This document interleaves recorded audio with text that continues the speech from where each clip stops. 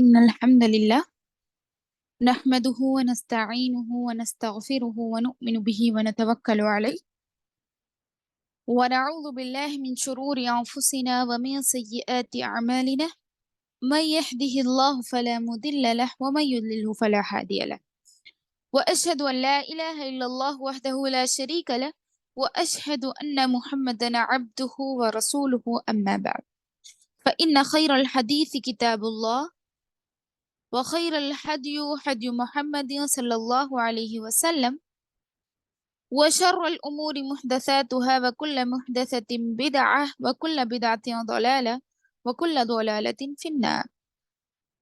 فقال الله تعالى في القرآن المجيد وفي الفرقان الحميد: فأعوذ بالله من الشيطان الرجيم بسم الله الرحمن الرحيم إنا نحن نزلنا الذكر وإنا له لحافظون. وقال النبي صلى الله عليه وسلم: خيركم من تعلم القرآن وعلمه. میری پیاری بہنوں، میں تہ دل سے آپ سبھی کا استقبال کرتی ہوں۔ السلام علیکم ورحمۃ اللہ وبرکاتہ۔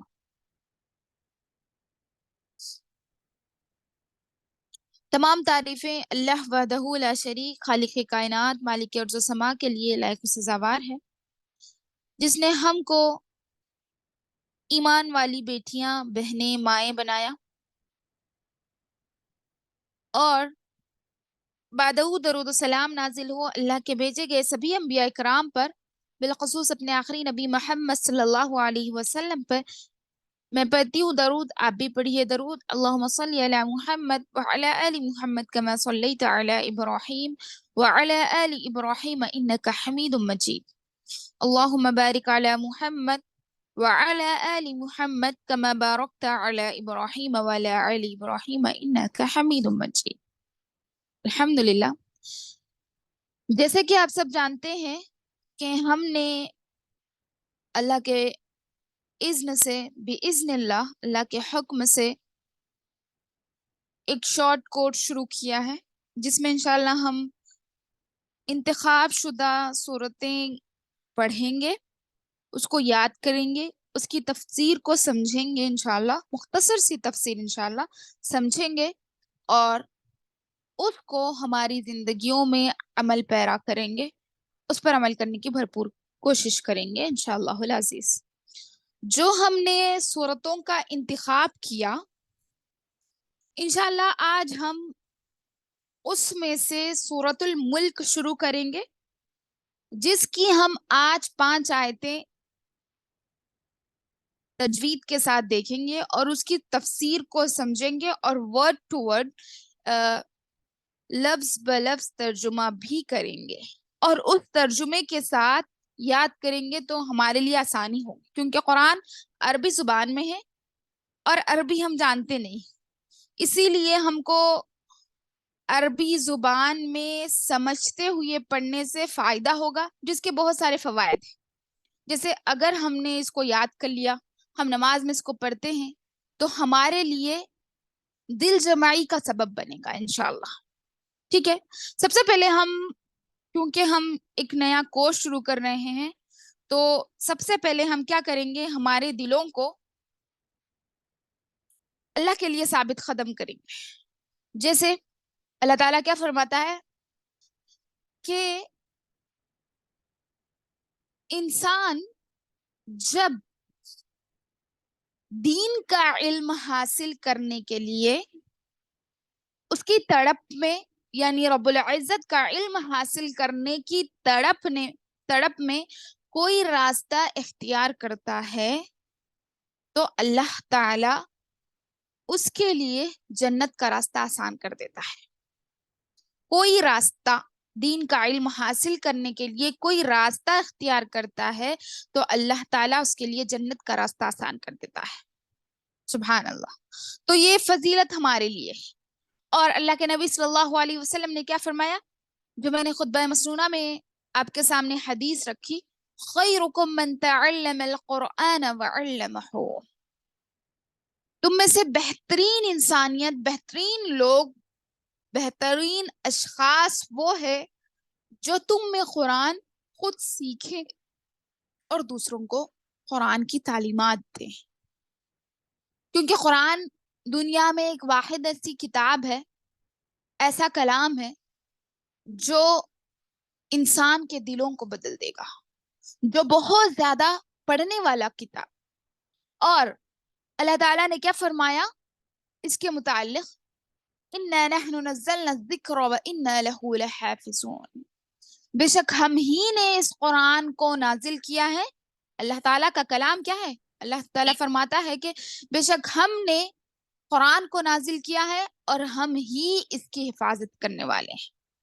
تو اس کی حفاظت کی ذمہ داری بھی اللہ رب العزت نے لے رکھی ہے، لہٰذا ہمیں کیا چاہیے کہ ہم قرآن کو اس کے معنی و مفاہیم کے ساتھ پڑھیں، اس پر عمل پیرا ہو اور دوسروں کو اس کی تعلیمات پہنچاتے رہیں، تاکہ یہ ہمارے لیے صدقہ جاریہ کا سبب بنے، کیونکہ قرآن کا پڑھنا پڑھانا قیامت کے دن ہمارے لیے سفارشی بنے گا۔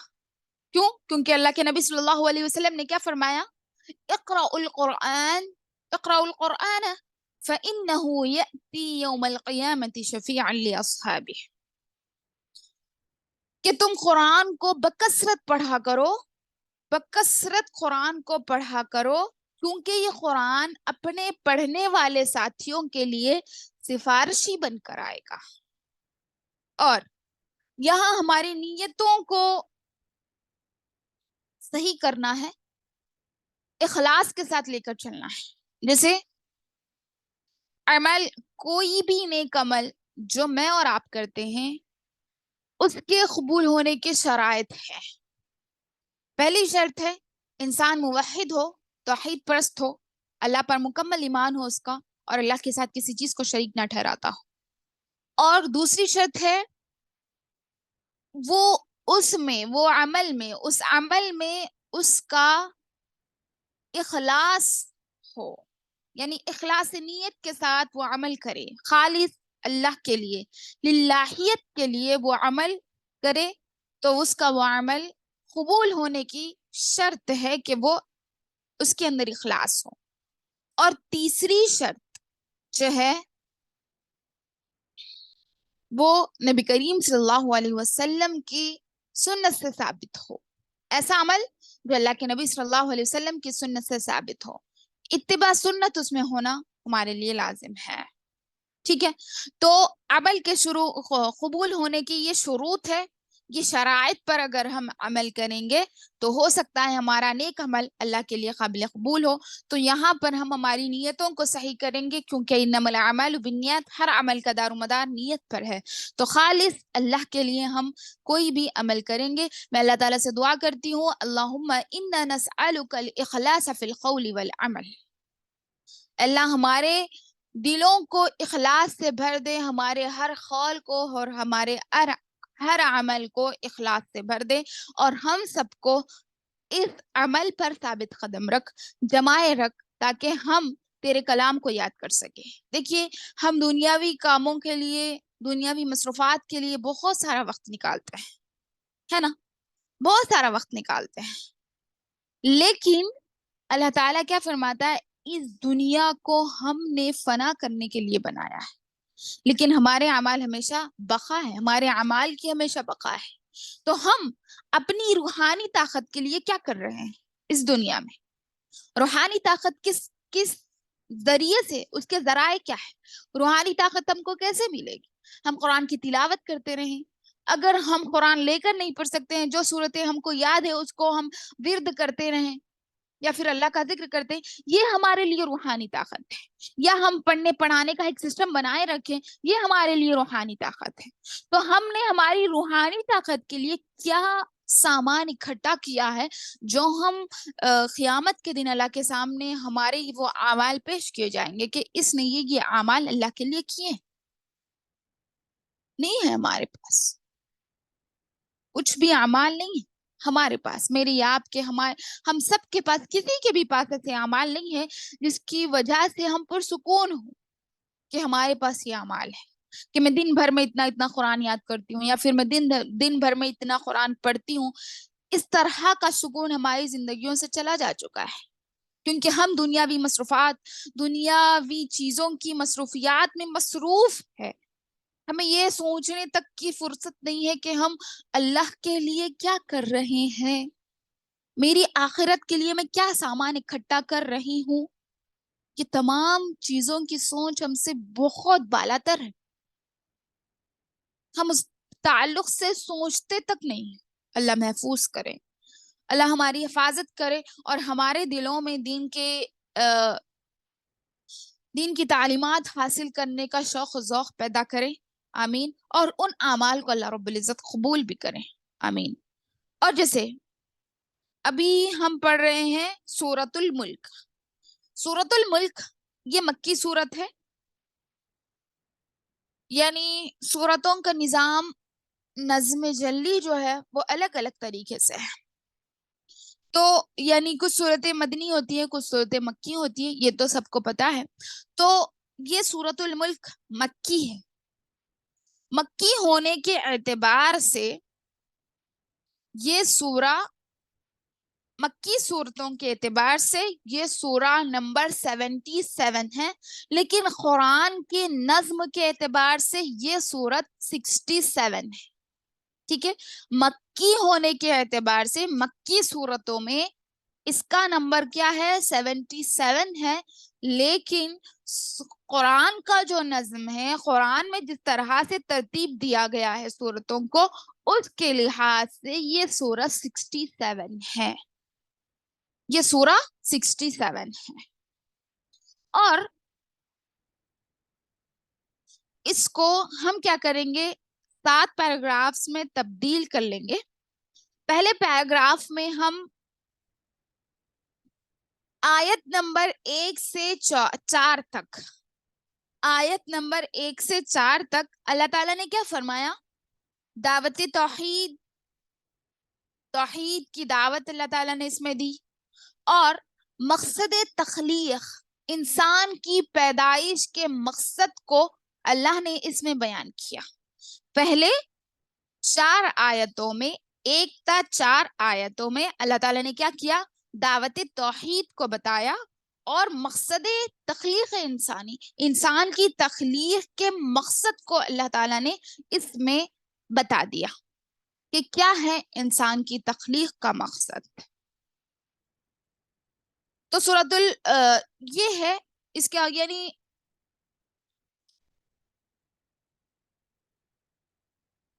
ان 4 آیتوں کا جو مقصد ہے یہ میں نے بتایا.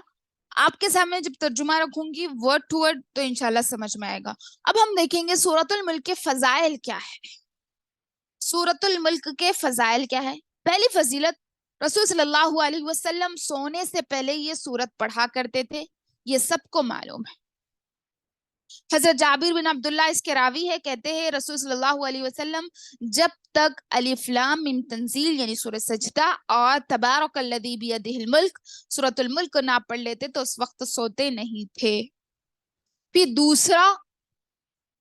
دوسری اس کی فضیلت، دوسرا اس کا اجر و ثواب یہ ہے کہ یہ سورت عذاب قبر کے لیے رکاوٹ اور نجات دینے والی ہے. اور تیسری اس کی فضیلت یہ ہے کہ اپنے پڑھنے والوں کے لیے سفارشی بن کر آئے گی. یہ سورت اپنے پڑھنے والوں کے لیے سفارشی بن کر آئے گی یا پھر شفاعت کرے گی. کیا ہے؟ حضرت اس کے راوی حدیث، اس فضیلت کی جو حدیث میں آپ کے سامنے رکھ رہی ہوں، اس حدیث کے راوی ہے حضرت ابو ہریرہ رضی اللہ عنہ. کہتے ہیں کہ رسول صلی اللہ علیہ وسلم نے فرمایا، قرآن کریم میں ایک سورت جو 30 آیتوں کی ہے، 30 آیتوں پر مشتمل ہے، اس نے ایک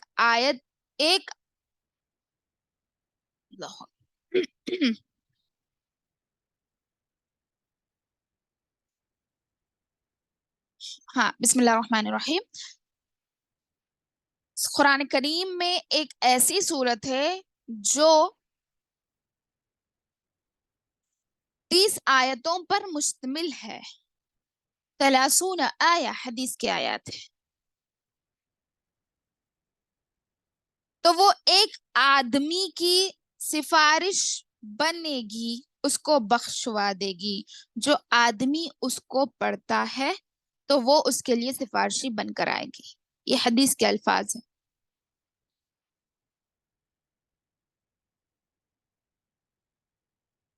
اور چوتھی اس کی فضیلت یہ ہے کہ یہ صورت روز قیامت جھگڑا کرے گی. یعنی وہ سفارش تو کرے گی ہی. یعنی یہ صورت جب وہ اسے کوئی شخص بہت پابندی سے پڑھتا ہے یا اسے یاد رکھتا ہے تو یہ اس کے لیے سفارشی تو بنے گی ہی. لیکن سفارش بننے کے بعد بھی اگر کوئی فائدہ نہ ہوا تو وہ کیا کرے گی؟ اللہ کے پاس جھگڑا کرے گی. کیا بول کے؟ اللہ تعالیٰ نے کیا فرمایا کہ ایک سورت اپنے پڑھنے والے کے لیے، اپنے پڑھنے والے کی طرف سے روز قیامت جھگڑا کرے گی، اور وہ سورۃ الملک ہے.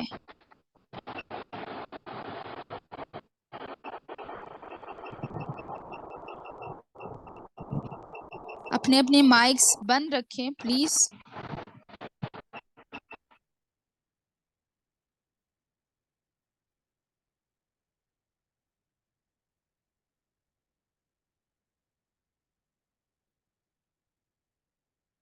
ہاں، تو یہ ایک ایسی صورت ہے جو اپنے رب کے پاس روز قیامت جھگڑا کرے گی اپنے پڑھنے والوں کے لیے. تو اس کی 4 فضیلتیں میں نے آپ کے سامنے رکھی.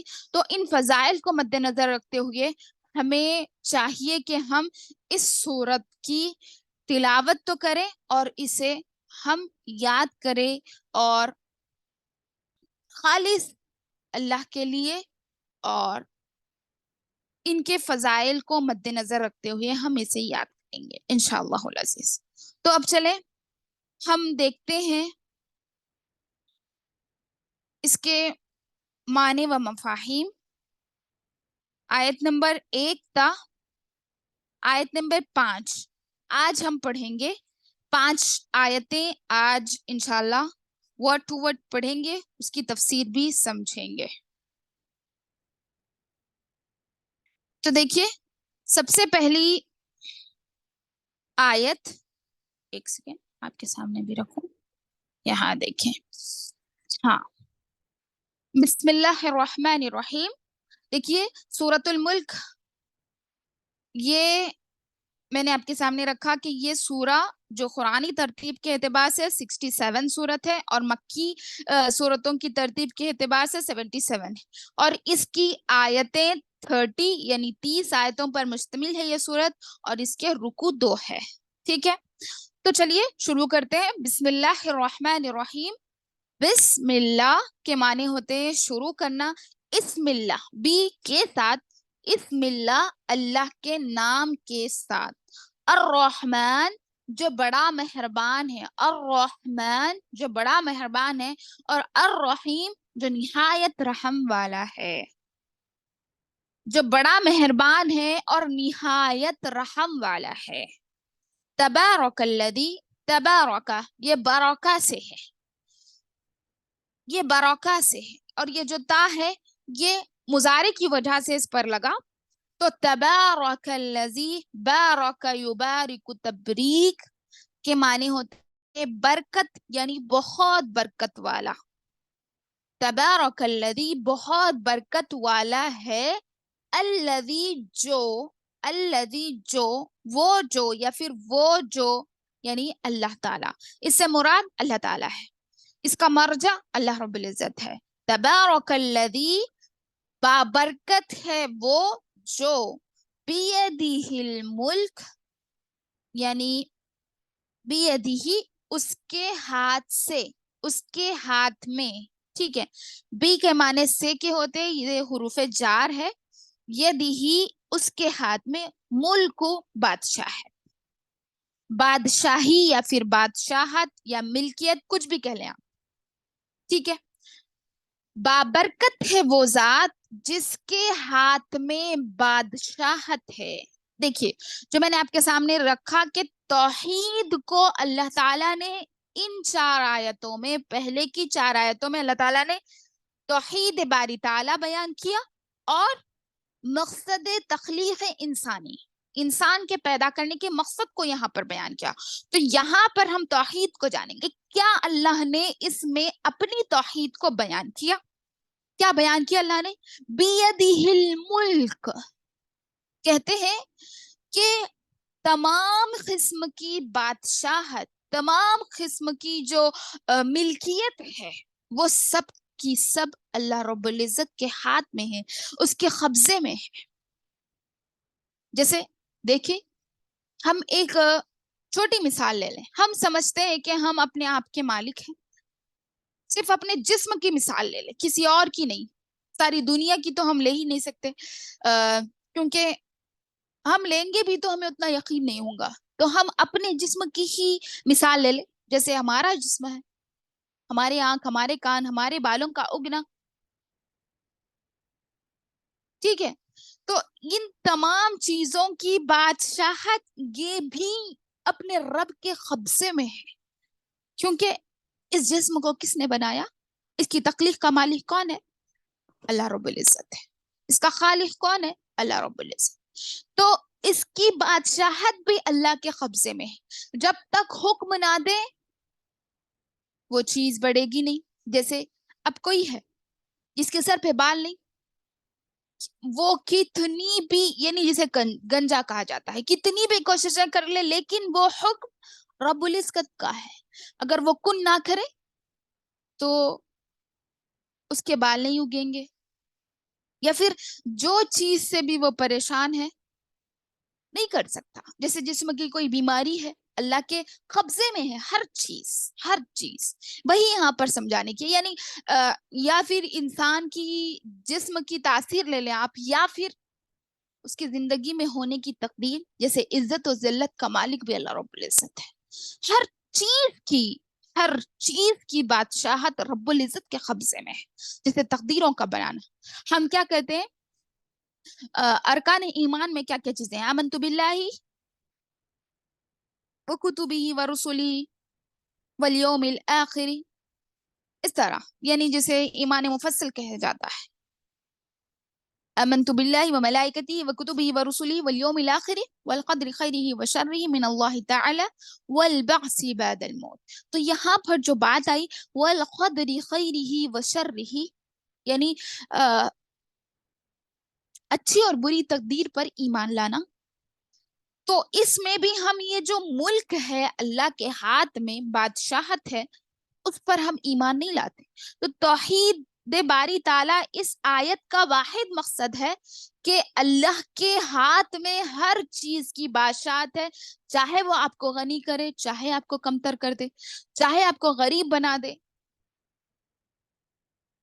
جو چاہے وہ آپ کے ساتھ کرے، جو چاہے وہ آپ کے ساتھ کرے، آپ کو اولاد دے یا پھر اولاد سے محروم کرے، جو بھی ہے، یعنی اسی نے اس دنیا کو بنایا، اسی نے اس دنیا کی تخلیق کی، اسی نے انسانوں کو پیدا کیا، اسی نے انسانوں کو موت دینی ہے۔ تو اللہ تعالی ہی اپنی بادشاہت کے لحاظ سے، اس کی قدرت کے لحاظ سے اپنے ساتھ معاملہ کرتا ہے، تو ہمیں چاہیے کہ ہم اس پر بھرپور ایمان لائے کہ جو بھی کرے گا اللہ رب العزت کرے گا، ٹھیک ہے؟ یہ ملک اسی کے ہاتھ میں ہے، یہ بادشاہت اسی کے ہاتھ میں ہے۔ وَهُوَ عَلَى كُلِّ شَيْءٍ قَدِيرٌ، وہ ہر چیز پر قادر ہے، ہر چیز پر قادر ہے۔ جو چیز آپ کو دے سکتا ہے وہ چیز وہ آپ سے چھین بھی سکتا ہے، اگر آپ نے ہیلو، اس کا انکار کیا تو۔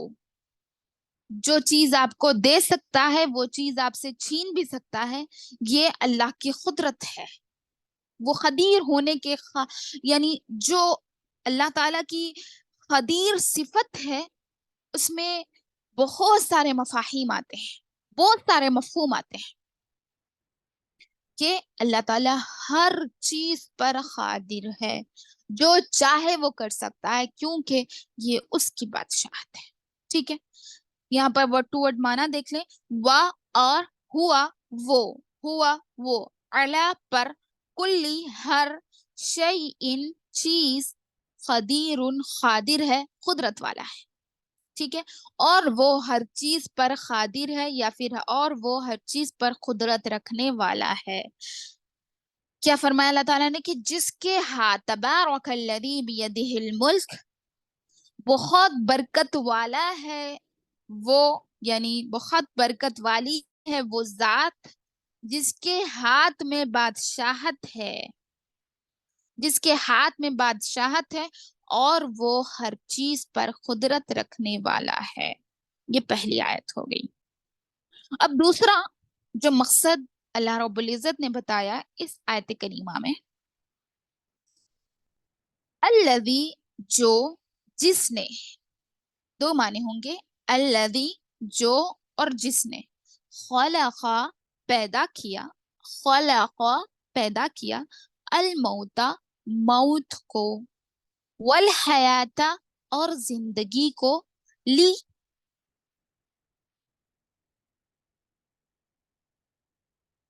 جب لی کسی فعل پر داخل ہوتا ہے، لی، لی یا پھر لا کسی فعل پر داخل ہوتا ہے، ہاں لا اگر کسی فعل پر داخل ہوتا ہے، یہ تو لی ہے، لی کے معنی ہے کے لیے، ٹھیک ہے، لی کے لیے، لیبلوکم تاکہ وہ آزمائے، کم تم سب کو، ہاں قرآن کا جو بھی یعنی قرآن نبی کریم صلی اللہ علیہ وسلم پر نازل ہوا تو اس کا جو حکم ہے آپ صلی اللہ علیہ وسلم کے لیے خاص، لیکن تمام امت مسلمہ کے لیے عام ہے۔ اس کے جو بھی احکامات ہیں آپ صلی اللہ علیہ وسلم کے لیے خاص اور تمام امت مسلمہ کے لیے عام ہے، ٹھیک ہے۔ تو یہاں پر اللہ تعالیٰ نے تمام امت مسلمہ کو متنبع کیا، اور یہاں پر جو کم ضمیر آئی ہے، کم لیبلوکم، کم ضمیر سب کے لیے استعمال، پورے سب کے لیے استعمال، ٹھیک ہے۔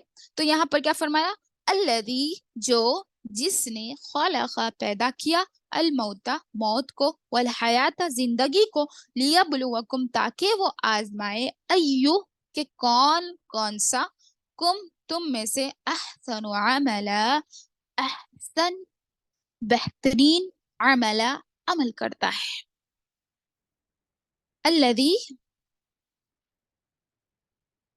الذی جس نے پیدا کیا موت اور زندگی کو تاکہ وہ تمہیں آزمائے، تم سب کو آزمائے کہ تم میں سے بہترین عمل کون کرے گا، وَهُوَ العزیز الغفور، اور وہ، اور ہوا وہ یا پھر وہی، غالب یعنی زبردست، دو معنی آئیں گے، غالب زبردست ہے، یعنی گناہ کرنے پر عذاب دینے میں زبردست ہے، غفور اور بخشنے والا ہے، غفور بخشنے والا یعنی معاف کرنے والا ہے، ٹھیک ہے۔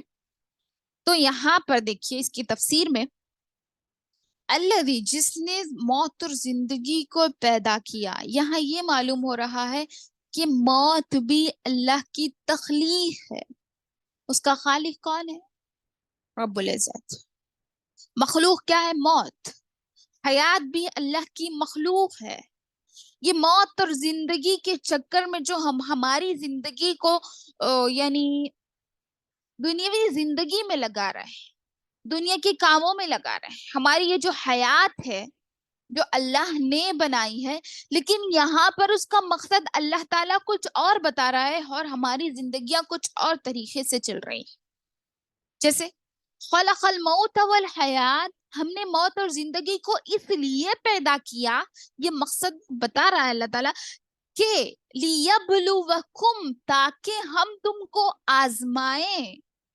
لیبلوکم تاکہ تمہیں آزمائے، اس کے ذریعے سے موت اور زندگی کو ہمارے لیے آزمائش بتایا جا رہا ہے، ایکم تم میں سے کون، احسن عملا بہترین عمل کرے گا۔ دیکھیے یہاں پر سمجھنے والی بات یہ ہے کہ یہاں اللہ رب العزت نے احسن عمل کہا، اللہ نے یہ نہیں کہا کہ تم میں سے بہت عمل کون کرے گا، تم میں سے بہت زیادہ عمل، یعنی جیسے بہت زیادہ روزے رکھ دیے، یعنی تعداد کے اعتبار سے، کوانٹیٹی میں، کوانٹیٹی کتنی رکھی تم نے، یہ اللہ رب العزت سوال نہیں کرے گا، اس لیے اللہ نے ہم کو موت اور زندگی نہیں دی؟ یا پھر آپ یعنی دن اور رات میں اتنی رکعتیں نماز پڑھ لیں؟ نہیں نہیں، اللہ نے یہاں پر احسن کہا، یعنی بہترین بہترین، آپ 2 رکعت پڑھو، بہتر پڑھو، جو کہ اللہ رب العزت کو بہت زیادہ محبوب ہو۔ آپ 2 روپیہ صدقہ کرو لیکن خالص اور للہیت کے لیے کرو، یہ احسن اللہ رب العزت نے کہا، احسن عملہ، یعنی بہترین عمل۔ بہترین عمل کون کرے گا؟ یہ دیکھنے والا ہے اللہ رب العزت، یہ نہیں دیکھے گا کہ تم میں سے کون کتنا زیادہ پیسہ خرچ کرے گا، نہیں، کوانٹیٹی اللہ رب العزت نہیں دیکھے گا، کوالٹی دیکھے گا، آپ کے عمل کی کیا کوالٹی ہے، اللہ کے ہاں وہ کہاں تک اس کا اجر ثواب پہنچ سکتا ہے، کتنا بڑھ چڑھ سکتا ہے اس کا عمل، یعنی یہ نیتوں پر ڈیپینڈ ہے کہ آپ کی نیت کیا ہے، اللہ رب العزت کے لیے خالص کہاں تک ہے میری اور آپ کی نیت۔ ہاں، اور صحابہ کا بھی یہ عمل ہوا کرتا تھا کہ جب وہ اللہ کے نبی صلی اللہ علیہ وسلم کے پاس جاتے سوال کرتے کہ اللہ ہم کتنی رکعتیں نماز پڑھیں، اللہ کے رسول ہم کتنی رکعتیں نماز پڑھیں، ہم کتنے عمل کریں؟ نہیں، انہوں نے یہ سوال کبھی نہیں کیا، انہوں نے یہ سوال کیا کہ ایو عمل افضل الی اللہ، اللہ کی طرف کون سا عمل سب سے زیادہ افضل ہے، یہ سوال کیا۔ صحابہ نے بھی یہ سوال کیا کہ اللہ کے پاس کون سا عمل افضل ہے، یہ نہیں کیا کہ کتنا عمل افضل ہے، تو بہتر عمل افضل ہے۔ یہاں پر اللہ نے خاص الفاظ میں فرمایا کہ بہترین عمل جو تم کرو گے، جو بہتر ہوگا، چاہے چھوٹا کیوں نہ ہو، چاہے کم کیوں نہ ہو، لیکن اس کی کوالٹی اچھی ہے تو وہ عمل آپ کے لیے بہتر ثابت ہوگا، اور وہ بہتر عمل کے ذریعے اللہ رب العزت آپ کو زندگی اور موت دے کر اس عمل کے لیے اللہ نے آپ کو آزمایا تاکہ تم بہتر عمل کرو۔ تمہاری، میری اور آپ کی زندگی کے جو بھی مسائل ہیں، جو بھی مصیبتیں ہیں، جو بھی تکلیفات ہیں، جو بھی مشغلے ہیں، جو بھی پریشانیاں ہیں، اس کے پیچھے اللہ رب العزت ہم سے احسن عمل چاہتا ہے، بہتر عمل چاہتا ہے، تاکہ ہم بہتر عمل کریں اور ہماری اس زندگی میں اور ہماری جو موت اللہ رب العزت دینے والا ہے اس کو ہم کامیابی کے ساتھ حاصل کر سکیں۔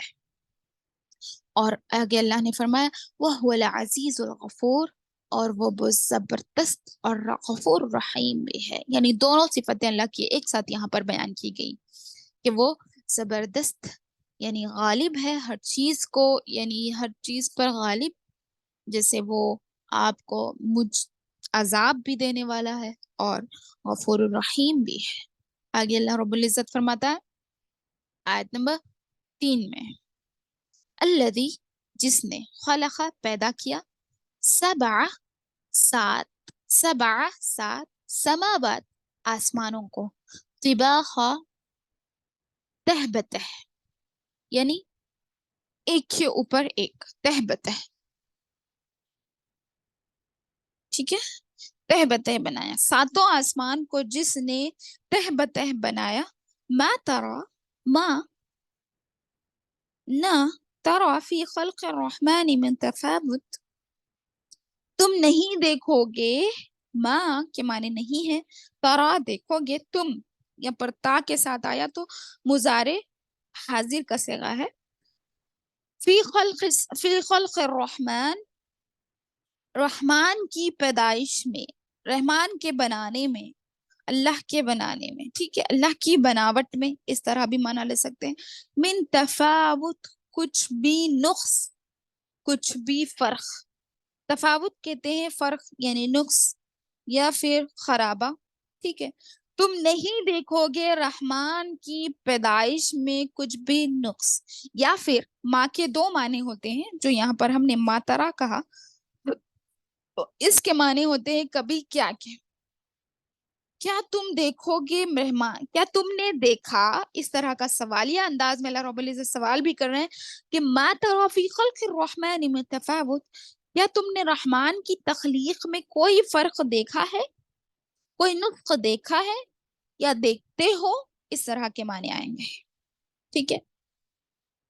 کیا تم رحمان کی پیدائش میں کوئی فرق نقص دیکھتے ہو؟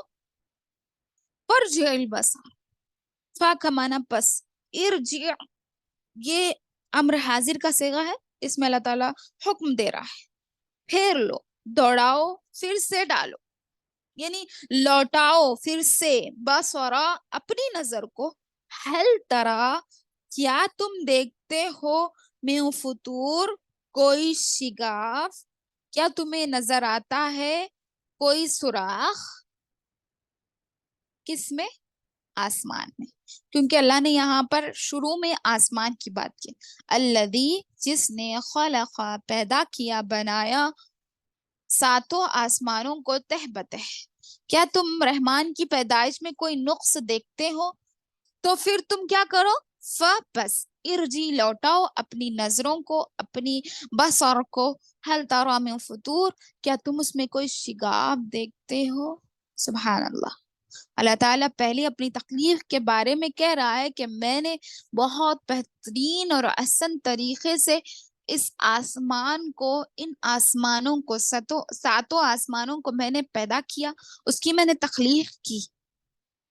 پھر اللہ رب العزت سوال بھی کرتے ہیں بندوں سے کہ تم رحمان کی پیدائش میں، یعنی یہ اللہ کی صفات ہے، رب ہونے کا دعویٰ ہے اس میں. اللہ رب العزت کی صفات بیان ہو رہی ہے اس میں کہ اللہ تعالیٰ کس طرح کا بنانے والا ہے.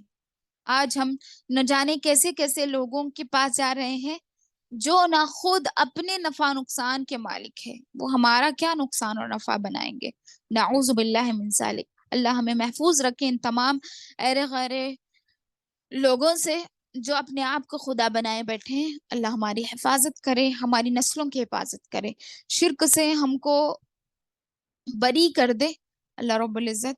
اور ہمیں جو ہم یہ یعنی اللہ کی قرآن کی جو تفسیر ہم پڑھنے کی کوشش کر رہے ہیں، چھوٹی چھوٹی یعنی کم از کم تفسیر جو ہم پڑھ رہے ہیں، اس پر غور و فکر، تدبر، تفکر کر کے ہم اللہ کی توحید کو سمجھنے کی کوشش کریں. انشاءاللہ اللہ ہمیں توفیق دے کہ ہم اس کی تفسیر کو سمجھ کر اپنی زندگیوں میں اس کو لاگو کریں، اور ہمارے ایمان میں ان کے ذریعے سے اللہ رب العزت اضافہ کر دیں. کہ ہل تری من فطور کیا تم کوئی شگاف دیکھتے ہو، ثم ارجع البصر بس پھر دوڑاؤ، ثم پھر، ارجع دوڑاؤ، بصرا بصر کا معنی ہوتا ہے، کیا ہے بصر کا معنی؟ ابھی میں نے آپ کے سامنے رکھا. ثم ارجع البصر پھر دوڑاؤ، نظر. ہاں بارک اللہ، اپنی نظر کو. بصرا دیکھنا ہے، بصیرت اسی سے ہے. ثم ارجع البصر پھر دوڑاؤ اپنی نظر کو، کرتین دوبارہ. کیا فرمایا؟ کرتین دوبارہ، یا پھر اس کے معنی ہوتے ہیں ہر بار، دوبارہ سے بارہ، اس طرح کہیں گے. ثم ارجع البصر پھر دوبارہ دوڑاؤ اپنی نظر کو، ینقلب لوٹے گی، الیکا تمہاری نظر، الیکا تمہاری طرف، الا کی طرف، کا تمہاری، یعنی تمہاری طرف. ینقلب لوٹے گی، بصر تمہاری نظر، خاسئا ناکام ہو کر، ناکام ہو کر، خاسئا کہتے ہیں ناکام ہو کر، وہ ہوا حسیر اور وہ تھکی ہوئی ہوگی. یعنی تم کتنی مرتبہ آسمان میں دیکھنا چاہتے ہو یا پھر کچھ نقص نکالنا چاہتے ہو تو نکال کر بتاؤ. پہلے اللہ رب العزت نے یہاں پر پچھلی آیت میں چیلنج کیا، پھر اللہ نے یہاں پر جوابی انداز میں اسی آیت میں کہہ دیا کہ کوئی شگاف تمہیں نظر نہیں آتا ہے. پھر اللہ رب العزت یہاں کیا کر رہا ہے، پھر سے چیلنج کر رہا ہے کہ تم پھر سے دوڑاؤ اپنی نظر کو، کرتین بار بار، ینقلب پھر اللہ جوابیہ انداز میں کہتا ہے کہ تمہاری نظر تھکی ہوئی اور ہار کر، یعنی تھک کر، ہار کر تمہارے پاس لوٹے گی، ناکام ہو کر. ناکام یعنی وہی ہار کر ناکام ہو کر تمہارے پاس لوٹ جائے گی. حسیر کا معنی ہوتا ہے وہ حسیر، اور وہ تھکی ہوئی ہوگی. خاصین کیا؟ ناکام ہو کر وہ حسیر اور وہ تھکی ہوئی ہوگی. یہ 4 آیتیں ہیں جس میں اللہ تعالیٰ نے اپنی توحید کو اور مقصد انسانیت کو واضح کیا ہے. یہاں پر اللہ تعالیٰ کی تخلیق جو بیان ہو رہی وہی تو توحید ہے، وہی تو رب ہونے کا دعویٰ ہے. اس میں توحید ربوبیت بیان ہوئی. توحید کے اقسام ہے نا، تو اس میں توحید ربوبیت اللہ رب العزت نے بیان کی کہ وہ خالق ہونے میں، وہ رب ہونے میں، وہ پیدا ہونے میں اکتا ہے. اس کے علاوہ کوئی اور رب ہو نہیں سکتا. رب ہو تو ایسا، آج جس کو ہم رب مانتے ہیں نعوذ باللہ من ذالک، ان سے مطالبہ کیا جائے کہ اگر وہ اس طرح کا آسمان ٹھہرا دے تو وہ رب ہو سکتا ہے. کیا کوئی کسی میں ہمت اور طاقت ہے یہ کام کی، یا پھر یہ چیلنج ایکسپٹ کرنے کی نہیں ہے تو وہ رب نہیں ہو سکتا. پھر آگے آیت نمبر 5 میں وَلَقَدْ اور تحقیق ہم نے زینا مزین کیا، زینت بنا دیا، سماء الدنیا دنیاوی آسمان کو. سما یہ واحد ہے، اوپر جو سماوات 7 سماوات کہا یہ جمع ہے، پلورل ہے. تو وَلَقَدْ اور تحقیق ہم نے زینا مزین کیا، زینت والا بنایا، خوبصورت بنایا آسمان کو، دنیاوی آسمان کو، سماع دنیا دنیاوی آسمان کو، بیما صابیحا چراغوں سے.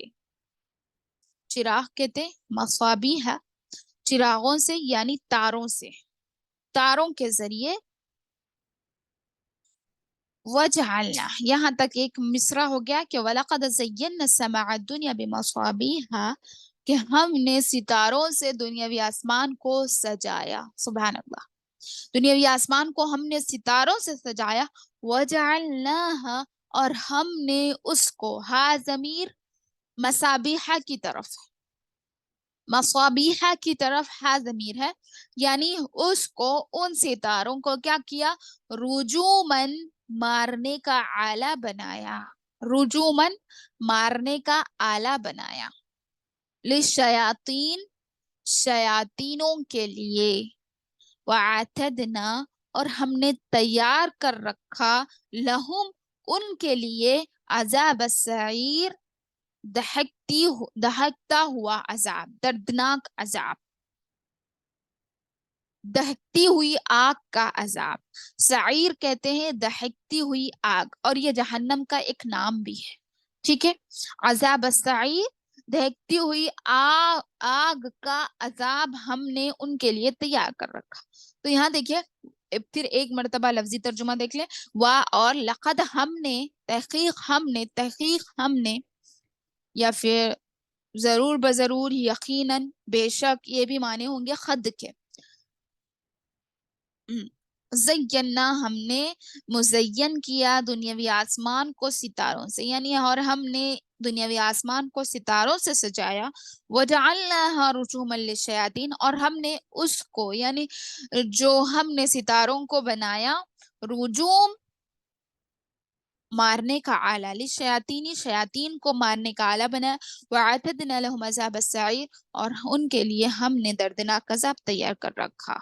یعنی جب اللہ رب العزت تقدیر کے فیصلے کرتا ہے آسمانوں پر اور فرشتوں کو حکم دیتا ہے کہ یہ تقدیریں ان کی ہے اور ان پر یہ تقدیریں یعنی بتا دو، یا پھر ان کی یہ تقدیریں لکھ دو، جو بھی فیصلے آسمان پر ہوتے ہیں تقدیر کے، تو یہ شیاطین آسمان کی طرف جا کر اسے سننے کی کوشش کرتے تھے. تو اللہ رب العزت یہاں پر وہی بتا رہا ہے کہ ہم نے رجوم للشیاطین شیاطین کو مارنے کا آلہ ستاروں کو بنایا. ہائے افسوس ہم مسلمانوں پر، ہم جب تارا ٹوٹتا ہے تو دعا کرتے ہیں اللہ اکبر کبیرہ. یہ لا علم کی وجہ سے، ہم نے علم حاصل نہیں کیا کبھی دین کا، جو ہم کو ہمارے ملا بتائے جو ہم کو ہمارے یعنی بزرگ بتائے اسی کو ہم صحیح سمجھ بیٹھے. ہم نے کبھی قرآن نہیں کھولا. اللہ رب العزت صاف واضح انداز میں یہ کہہ رہا ہے کہ ہم نے ستاروں کو شیطان کو مارنے کا آلہ بنایا. اور ہم شیطان جب تارا ٹوٹتا ہے تو ہاتھ اٹھا کر دعا کرتے ہیں. اس وقت کیا ہماری دعا قبول ہوگی؟ اللہ اکبر. یہ ایک برا کام ہو رہا ہے کہ شیطان کو ہم اس سے بھگا رہے ہیں، ان ستاروں سے ہم بھگا رہے ہیں. اللہ رب العزت کہہ رہا ہے کہ ہم ان ستاروں کے ذریعے سے شیطان کو مارتے ہیں. شیطان کو مارنے کا آلہ ہم ان ستاروں کو بناتے ہیں. اللہ محفوظ کرے ہمیں باطل عقائد سے، محفوظ رکھے ہم کو باطل باتوں سے. اللہ ہماری حفاظت کرے. اور اللہ نے شیاطین کے لیے کیا فرمایا؟ جو یہ کام کرتے ہیں اور اسی کے ذریعے وہ تقدیر کے فیصلوں کو یعنی جو وہ کچھ تھوڑا بہت سن لیتے ہیں وہ آ کر نجومیوں کو بتاتے ہیں. شیاطین جو نجومی شیاطین کو اپنے قبضے میں رکھتے ہیں ان کو بتاتے ہیں. اس کے ذریعے سے یہ لوگ تقدیر کے فیصلے کرنا شروع کر دیتے ہیں، لیکن اصل میں وہ چیز صحیح نہیں ہوتی. اور کچھ لوگ سنے یا نہ سنے تب بھی لوگوں کی تقدیریں بنانے میں لگے رہتے ہیں. اللہ محفوظ رکھیں. اللہ ہم سب کو ہدایت دے. تو چلیے اب اس کے نا قواعد دیکھ لیں ایک مرتبہ. بہت وقت ہو چکا ہے. قواعد دیکھ لیں گے. بسم اللہ. ہاں. تبارک الذی بیدہ الملک وہو علی کل شیء قدیر. تبارک، تا پہ حرکت ہے، با پہ الف مدہ، را پہ حرکت، کاف پہ حرکت. پھر الذی یہ اسماء موصولہ ہے، لام پہ شدہ ہے، ڈبل پڑھیں گے. لیکن یہاں پر جب ہم ڈبل پڑھیں گے تو یہ لفظ اللہ کا لام نہیں ہے، اس کو موٹا نہیں پڑھیں گے. تبارک الذی، کالذی، اور ذال کا مخرج صحیح لیں گے. اور دال پہ یا مدہ ہے، تھوڑا سا کھینچیں گے. بیدہ الملک، با پہ حرکت، یا پہ حرکت، ہا پہ دال پہ حرکت، ہا کو لام سے ملائیں گے تو حرف قمری. ملک جزم سکون، کاف پہ حرکت. اور جب یہاں پر طا ہے اگر ہم وقف کر رہے ہیں تو کاف پہ جزم دے کر سانس توڑیں گے. تبارک الذی بیدہ الملک، اس طرح. تبارک الذی بیدہ الملک وہو علی کل شیء قدیر. وہو، وا پر واو پہ حرکت، ہا پہ، واو پہ، عین پہ، تینوں پہ حرکت. پھر لام پہ الف مدہ ہے، تھوڑا سا کھینچیں گے. کلی میں یہاں پر بھی لام پہ شدہ ہے یعنی تشدید ہے، ڈبل پڑھیں گے. شیء میں یالین ہے، لین کو معروف پڑھیں گے، مجہول سے بچائیں گے. شے نہیں پڑھیں گے. شے یہ اے بے تے یہ مجہول آواز ہوتی ہے. ای بئی تئی پوری یا کی آواز کے ساتھ یہ معروف آواز ہے. شیء، اور یہاں پر اخفا ہے. نون ساکن، اخفا نون ساکن ہے. جیسے تنوین نون ساکن کے بعد اگر حرف اخفا میں سے کوئی حرف آ جائے 15 حرف میں سے تو یہاں پر اخفا کریں گے. تو یہ قاف ہے، تجدید سوری تنوین کے بعد قاف ہے تو اخفا کریں گے. اور دال پہ یا مدہ، اس کے بعد جزم دے کر سانس توڑیں گے کیونکہ وقف کی علامت ہے، علامت وقف ہے. تبارک الذی بیدہ الملک، یا پھر آپ ملا کر پڑھنا چاہ رہے ہیں تبارک الذی بیدہ الملک وہو علی کل شیء قدیر. آگے آیت نمبر 2. الذی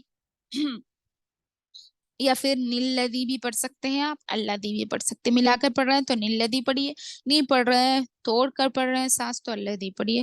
تو اس میں شدہ ہے، الذی میں مدہ ہے. پھر تینوں پر حرکات ہے. آگے حرف خمری، مو میں حرف لین، واولین، تا پہ حرکت. پھر والحیا، ول میں حرف قمری، ہا پہ حرکت، یا پہ الف مدہ، تا پہ حرکت، لام پہ حرکت. یب میں قلقلہ صغرا، پھر لام پہ حرکت، واو پہ حرکت. کم اظہار شفوی. آگے یعنی میم ساکن کے بعد اگر با اور میم کے علاوہ کوئی بھی حرف ہو تو وہ اظہار شفوی ہوگا، میم کی آواز کو ظاہر کر کے پڑھیں گے.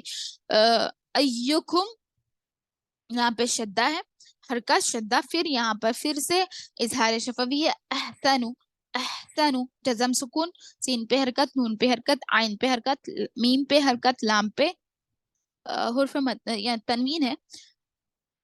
تو اگر سانس توڑ رہے ہیں تو ہم کیا کریں گے, ایک زبر کے ساتھ الف پڑھیں گے, وقف کریں گے. واؤ پہ حرکت, ہا پہ حرکت, واؤ کو لام سے ملائیں گے تو حرف خمری ہوگا. عین پہ حرکت, زایا زی یا مدہ, پھر زا کو لام سے ملائیں گے تو حرف خمری ہوگا. پھر غین پہ حرکت, فا پہ واؤ مدہ, آگے جزم دے کر سانس توڑیں گے یعنی وقف کریں گے. الذي خلق الموت والحياة ليبلوكم أيكم أحسن عملا. الذي خلق سبع الله أكبر. الذي خلق الموت والحياة ليبلوكم أيكم أحسن عملا. اور عین کی آواز صحیح نکالیں گے. مخرج اگر ہمارا صحیح نہیں تو ہمارے معنی و مفاہیم بدل سکتے ہیں. قرآن کی یعنی تلاوت میں بھی احتیاط برتنی چاہیے. آپ ایک آیت پڑھے لیکن صحیح پڑھے تو قابل قبول ہے انشاءاللہ. الذی, ذال کا مخرج صحیح لیں گے. الذی خلق الموت والحیاة لیبلوکم ایکم احسن عملا وهو العزيز الغفور. وهو العزيز الغفور. آگے الذي, یہ بھی سیم ہے, خلقہ تک سبع میں خلقہ صغرا ہے. عین پہ حرکت, سین پہ حرکت, میم پہ الف مدہ, واو پہ الف مدہ, تنوین کے بعد طا ہے تو اخفا کریں گے. پھر تو پہ حرکت, با پہ الف مدہ, قاف پہ الف مدہ. کیونکہ وقف کی علامت ہونے کی وجہ سے ہم یہاں پر زبر دے کر ایک زبر کے ساتھ الف پڑھیں گے. ما میں الف مدہ, تا پہ حرکت, را پہ الف مدہ, را کو پر پڑھیں گے کیونکہ را پر زبر ہے. پھر فی میں الف یا مدہ, خل میں جزم سکون, پھر قاف کو را سے ملائیں گے تو حرف شمسی ہوگا. را یعنی را کو پر پڑھیں گے, اس کے بعد ہاتھ سے ملائیں گے, ہا کا مخرج صحیح لیں گے, یہ جزم سکون ہوگا. پھر میم پہ الف مدہ, نون پہ حرکت, آگے پھر اخفا ہوگا, نون ساکن کے بعد تا ہے, تا حرف اخفا میں سے, اس لیے تفاوت. فا پہ الف مدہ, واو پہ حرکت, یہاں پر تا پر تنوین ہے لیکن آگے علامات وقف ہے, اس وجہ سے یہاں پر سانس توڑیں گے تو جزم دیں گے. فرجعل, جزم سکون ہے اور رائے ساکنہ سے پہلے زبر ہو تو را کو پر پڑھیں گے. جیم پہ حرکت, عین پہ حرکت, آگے سے حرف قمری, با پہ حرکت, صاد پہ حرکت, صاد کو موٹا پڑھیں گے کیونکہ یہ حرف مستعلیہ میں سے. را پہ حرکت, را کو پر پڑھیں گے. حل جزم سکون, تا پہ حرکت, را پہ حرکت, لیکن را پر زبر ہونے کی وجہ سے را کو پر پڑھیں گے. میم اخفا, اخفا کے بعد فا حرکت, تو واو پشتو, واو مدہ, آگے سے وقف ہونے کی وجہ سے جزم دے کر سانس توڑیں گے. الذي خلق سبع سماوات طباقا. الذي خلق سبع سماوات طباقا ما ترى في خلق الرحمن من تفاوت. ما ترى في خلق الرحمن من تفاوت فارجع البصر هل ترى من فطور. اس آیت میں 3 جگہ ہے اخفا, اس کا خیال رکھیں.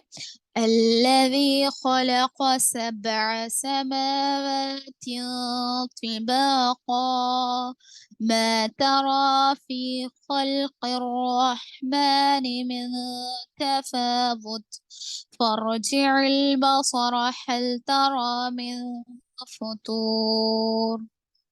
پھر آگے دیکھیے, قواعد سمجھ آ رہے ہیں نا؟ الحمدللہ. جی ماضی الحمدللہ. جی ہاں. الحمدللہ. ثم رجع البصر كرتين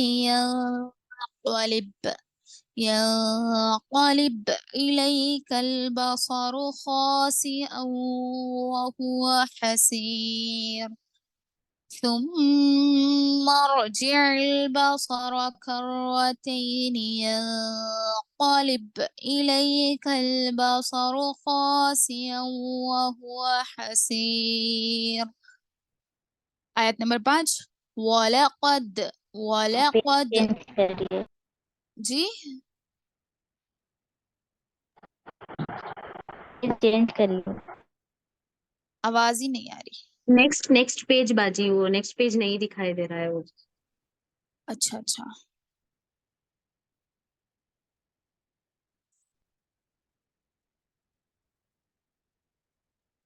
ایک سیکنڈ.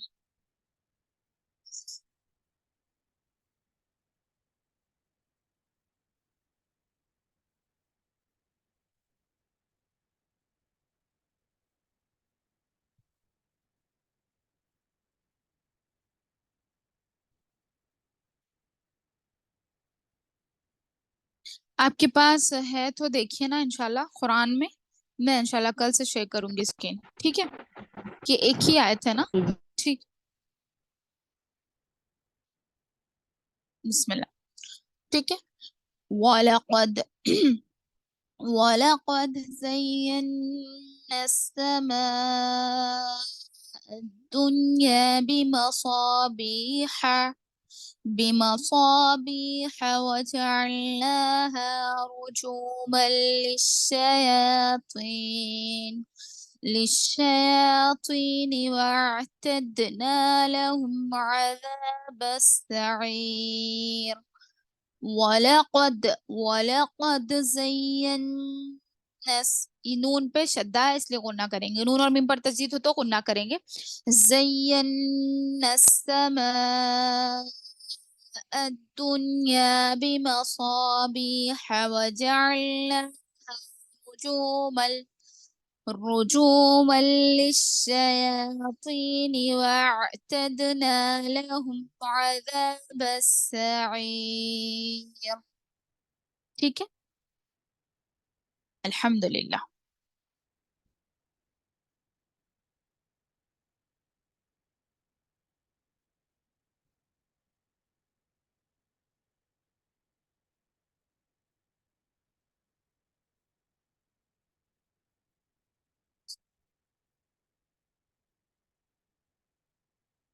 الحمدللہ سمجھ آ گیا نا. کچھ سوال ہے تو آپ کر سکتے ہیں.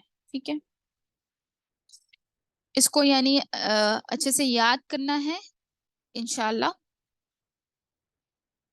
اور اس کے معنی یعنی معنی مفاہیم کو یاد رکھتے ہوئے یاد کرنا ہے انشاءاللہ. یعنی ورڈ ٹو ورڈ جو میننگ ہے اس کو یاد رکھتے ہوئے آپ لوگ یاد کیجئے. اس سے فائدہ ہوگا انشاءاللہ. آپ لوگ کو بھی جلدی یاد ہوگا ورنہ تھوڑا مشکل ہوگا. ٹھیک ہے اس لیے آپ لوگ یاد کرتے ہوئے کیجئے. یاد رکھتے ہوئے معنی مفاہیم کو یاد رکھتے ہوئے یاد کیجئے انشاءاللہ. اگر نئے مطلب میں معنی تو نہیں سنوں گی آپ سے لیکن آپ لوگ اپنے پاس انڈرسٹوڈ رکھیے. اس سے فائدہ ہے. قرآن پڑھتے وقت یعنی نماز پڑھتے وقت آپ کے لیے بہت فائدہ دے گی یہ چیز. ٹھیک ہے انشاءاللہ. چلیے الحمدللہ. ربنا تقبل منا انك انت السميع العليم وتب علينا انك انت التواب الرحيم.